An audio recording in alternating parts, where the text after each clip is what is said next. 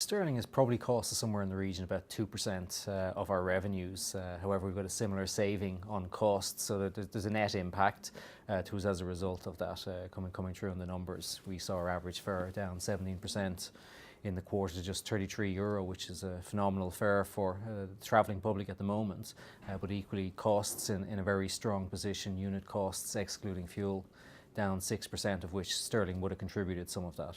And in the current quarter, fares will continue to fall at that sort of rate? Yeah, we're anticipating fares will be down as much as another 15% in the current quarter. We're going to grow our passengers by about another 9%. There is no Easter in this quarter. There was in the same time last year. So based on the visibility that we have, we think we'll be down approximately up to 15% for the remainder of the year. Now, you've been quite clear since the referendum, since the Brexit vote, that you're going to shift capacity away from the UK into other destinations. Well, I suppose, Ian, what we've said is that we're not going to grow as rapidly as we might otherwise have done. We haven't said we're going to actually move capacity, but we won't grow as quickly. So the terminology we moved was that we would pivot some of our growth away. So where we see opportunities in the UK, such as the recent announcement of the extension of our Stansted deal, which will see us carry 20 million customers into Stansted next year, we'll clearly take advantage of those opportunities. But we mightn't grow as quickly as we might otherwise have done, which means with 15% market share and ambitions to grow to 200 million customers, which is about 23% market share in Europe, the UK mightn't get as much of that pie as they otherwise would have done.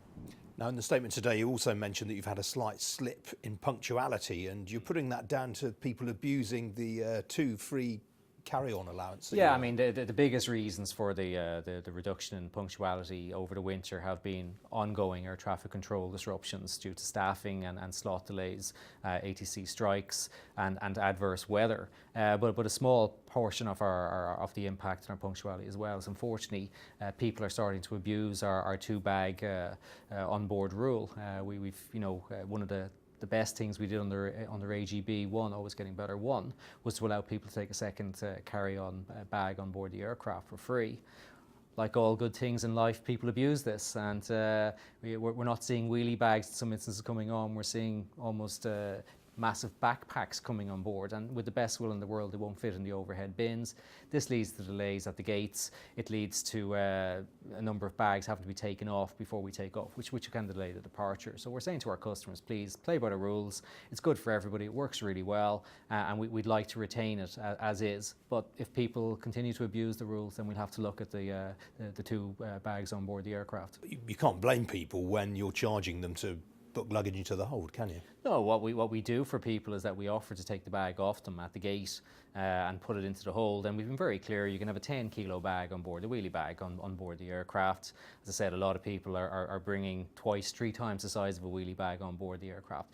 We've got very good baggage fares. Our average cost of our average fare in the last quarter was €33, and that includes a bag. That's tremendous value, and if people want to go off and bundle a number of other packages in the form of our Leisure Plus or our Business Plus, where they get fast track, priority boarding, 20-kilo bags, well, they can do that as well at very competitive levels. The one thing we are good at is offering people very good value, and on the bags as well as on the actual fares themselves. Oil price is fairly steady right now. Yeah, I mean, the OPEC production cuts announced last November seem to be sticking. We see a lot of people seem to implement particularly in Saudi Arabia and in Russia. That said, we're well hedged into next year. We've got over 85% of our fuel requirements locked away at about $49 a barrel, which is down from $62 a barrel in the current financial year. So we're going to deliver significant savings on the fuel line next year, some of which will inevitably go back in lower fares to our customers. But we are in a better position than a lot of our competitors, particularly the weaker guys. They wouldn't have hedging lines. So while they were the first beneficiaries of fuel dropping, they're also going to be the first to feel the pain as fuel prices are to go up. We're at about $57 a barrel today. I think we were in the 40s back in November pre the OPEC announcement. So this will have an impact on some of the carriers over the next 12, 18 months.